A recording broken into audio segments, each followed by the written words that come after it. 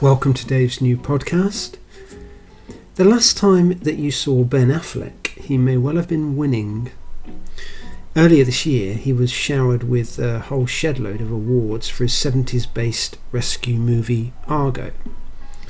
However, in The Company Men, which is another film he starred in, he finds himself in a totally different situation. He's a loser. He plays a guy who's made unemployed.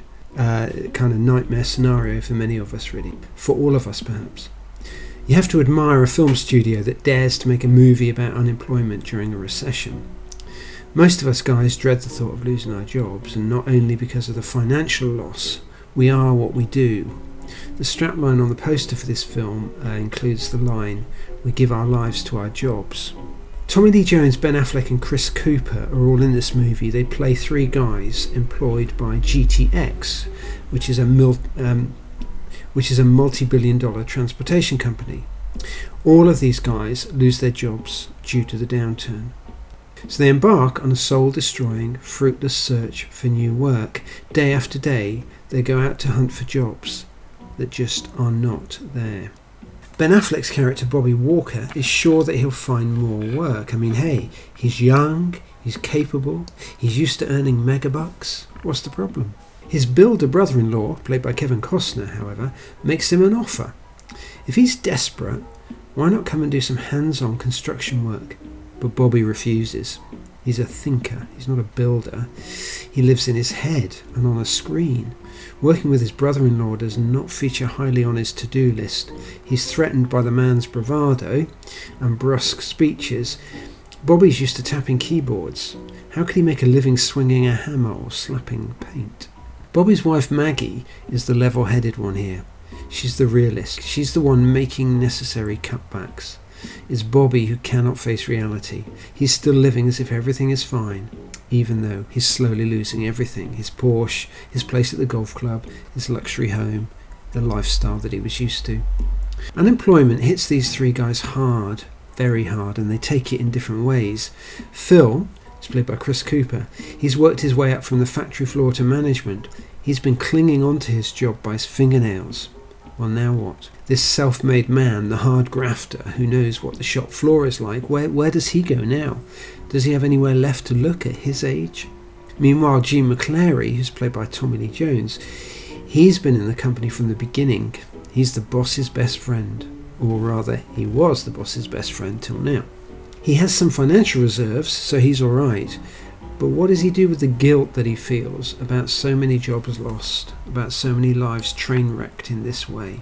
Now, whether or not you've ever found yourself in the terrible wilderness of unemployment, you may well resonate with some of the characters here.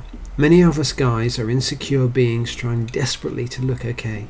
When any kind of disaster strikes, we're in danger of coming apart, to be honest. For Bobby, Woodward and McClary, these three characters, this is a time when it will either make or break them. Bobby's wife seems better equipped to deal with the situation. In spite of Bobby's business acumen, he's just like a teenager again, beating the walls because he cannot get his own way. The three men work through the consequences of their dire situation in very different ways, but eventually the truth catches up with each of them, and they have to look it squarely in the eyes. Failure and weakness are the hardest things for us men to face. We'd rather be happy and successful, wouldn't we? Of course we would. Who wouldn't? But struggle and loss inevitably come our way. And these things change us. They even actually have the potential to make us better men. The Bible's full of guys hitting walls and losing the plot like this. Time and again disaster hits those that we may think of as heroes. Moses, for example, grows up in a royal court. When trying to do good, he accidentally kills a guy. So the next thing you know, he's running from the law. A good man gone bad, we might say. Can he still make something of his life? Can God still make something of his life? We read and we discover. Joseph, now he's a cocky teenager in his multicoloured coat, full of dreams about a successful life ahead. And then what? Well, he finds himself banged up in prison in Egypt, wrongly accused and totally forgotten by his family. Has God forgotten him too? There's an ill-fated bloke known as Job. He's just like Bobby in The Company Men. He has everything. Luxury life, the Porsche, the big house, the great salary, the wonderful family. And then the camel dung hits the strimmer. Overnight, he loses the lot. Family, health, work, home, everything. He finds himself cowering in a corner, wondering if it's worth going on. The wheels have come off his best laid plans. Does God care? Is God still there? He looks at the sky, makes a fist, and begs for what's left of his life to go up in smoke. See, the Bible's jammed with these kind of guys, and it doesn't offer cliches or platitudes. That is sometimes frustrating because people want those, but it doesn't. It tells their stories.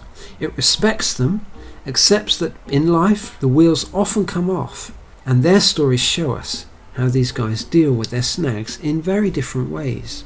I mean, let's face it, life is difficult. We all find ourselves snarled in barbed wire at various times, and there's an odd thing about the crashes that come our way. Sometimes, not always, they draw us closer to God, rather than pushing us away. Sometimes terrible things lead us to break through to a reality that we had not known before, to a different view of God as well. That's what Bruce Almighty is all about. When Bruce's life falls apart, when he loses his job, when he's beaten up, when he falls out with his girlfriend, and all those things compound to make him feel that God has given up on him. When he raises his fist and yells at the sky and spews out his anger, he breaks through to a different relationship with God. And this is a God, after all, who's lived on earth, run his own construction firm, a God who knows all about recessions and crippling taxation and the struggle to find work, a God who's been here and really gets the picture. He's not removed, he understands humanity. He understands those struggles. He understands the fears, the depression, the doubts, all of that. He's lived through everything that this life can throw at us. I hope you do get a chance to watch Company Men if it sounds like the kind of film that might appeal to you. I should mention it is a 15 rated movie, and that's mainly because there's a lot of strong language, as they say, throughout. But that said, it's worth a watch, and you may find yourself in one or two of the characters on the screen and the situations that you see there. Thanks for listening. That was Dave's podcast.